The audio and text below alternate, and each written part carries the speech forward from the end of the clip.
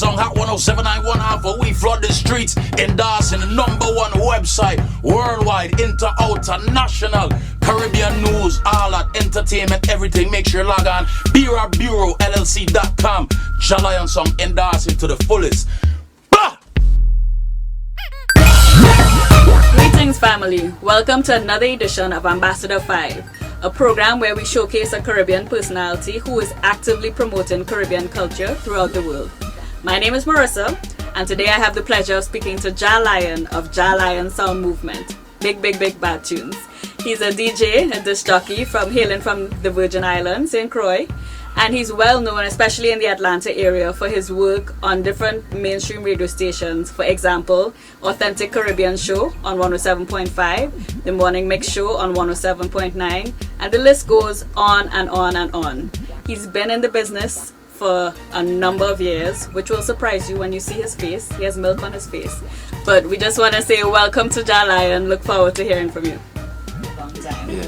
Tell us a little bit about your journey, like how you started and what was the catalyst to decide this was your career.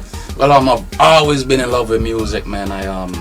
It's like an obsession. I always wanted to have every new song when it dropped, every rhythm from the rhythm stream, rhythms to the green sleeves. You know, anytime a new song dropped, I was the first one to have it. And I was at like 12, 13 years old. That's where I'm coming from. And at 13 is when I saw like the first DJ spin. I saw DJ spin for the first time.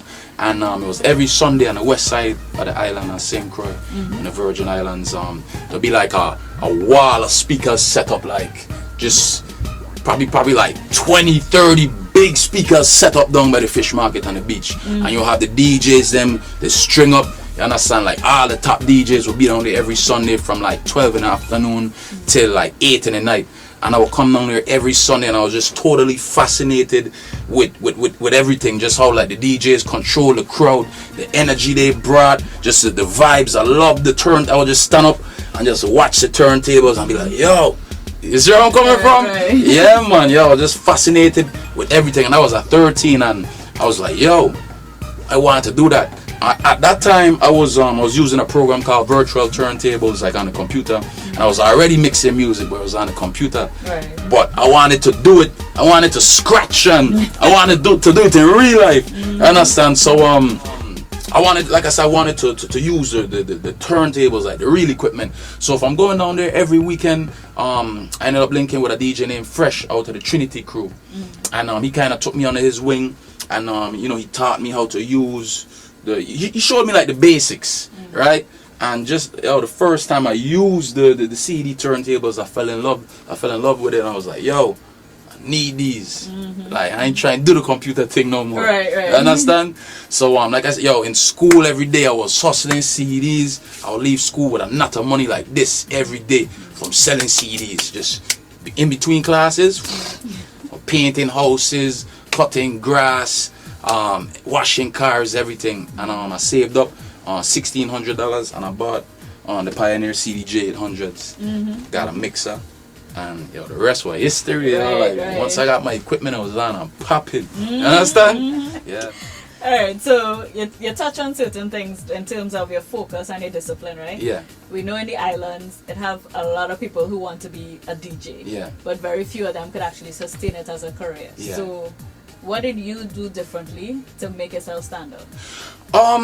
Well, when I was back in the Virgin Islands, I just knew I loved DJing. I loved it. I didn't really think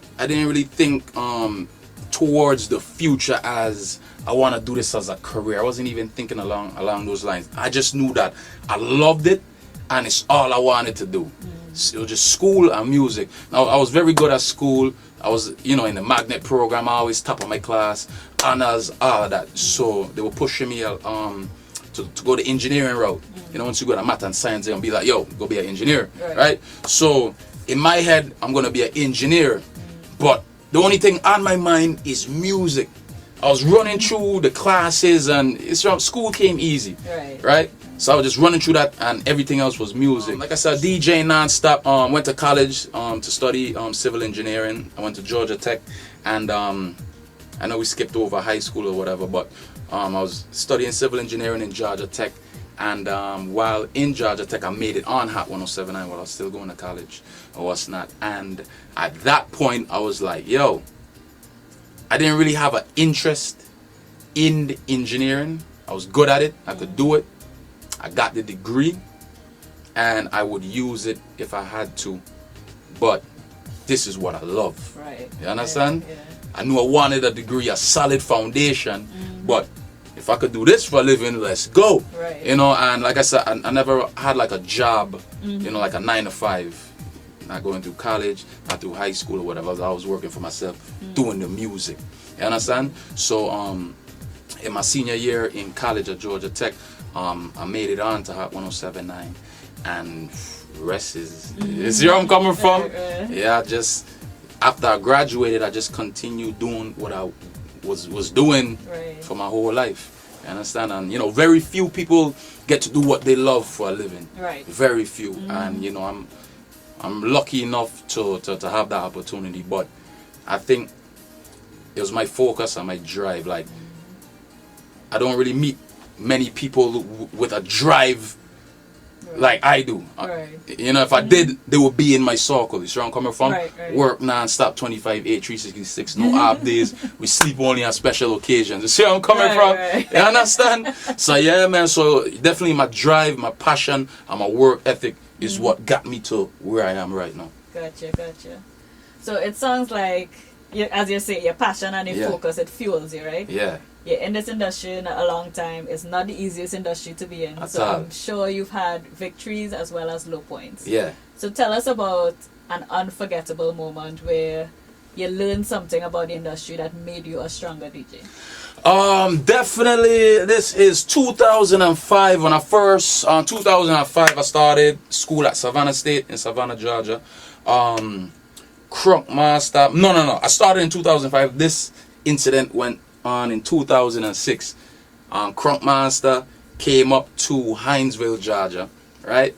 So, you know, we used to link on a regular basis, and we got a gig in South Carolina.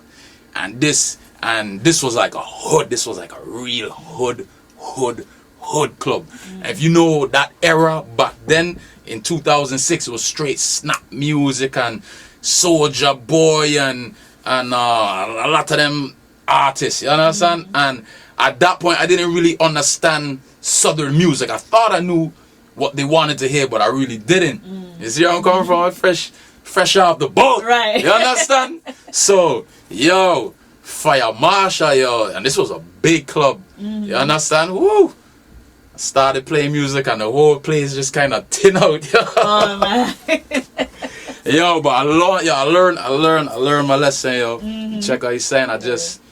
I learned the people. I learned what they wanted to hear after that, because you know, Southern music at that point was just way different, you know. Right. So you know, it taught me a valuable lesson. You have to study your market. You have to really study your market, you know. Indeed. Yeah. So we never had a incident like that again. All right. Ever, you know. Lesson learned. Yeah, lesson learned. You understand? Yeah, man. So as we're talking about studying your market, right? And this whole program is about Caribbean cultural ambassadors. Yeah. You don't normally associate ambassadors with a disc jockey. Yeah. So tell us how you use your music as a tool to spread Caribbean culture to the world.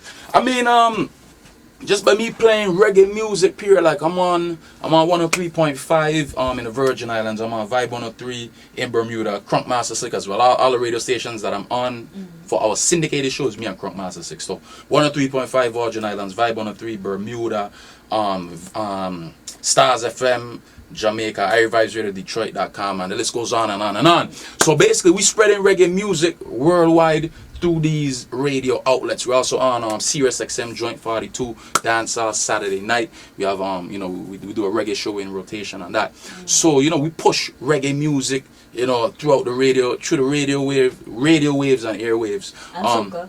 Yeah, soca, yeah, dancehall, reggae, and soca. Big up to all of the soca people, you understand? And also just got a reggae show here on Magic 107.5. It's called Authentic Caribbean.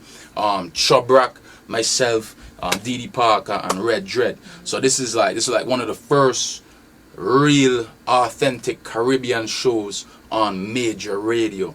And radio stations, they don't take risk like that. Right. You understand? Right. So this is definitely a big deal, and you know, is a great accomplishment. You understand? Just in terms of being able to spread reggae music, soca music, dancehall music to a large group of people, millions of people, 6.7 million people here in the Metro Atlanta area alone. You understand? So this is definitely a very big outlet. The only other reggae show on major radio would be Bobby Conda's and Jabba on Hot 97.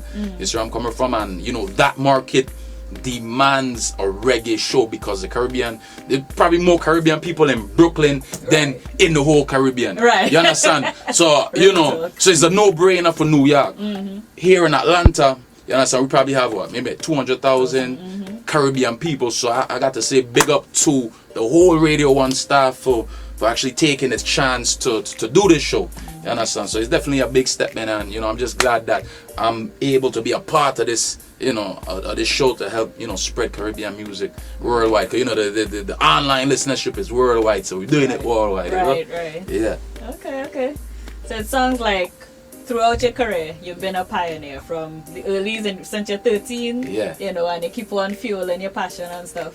So let's fast forward 5 years from now. How do you see your role as a disc jockey, spreading Caribbean music, being a cultural ambassador? Just how you see that role evolving? It's hard to say, you know, because 5 years ago, I didn't know that I was gonna be right. You see where I'm coming from? I didn't know that I would have.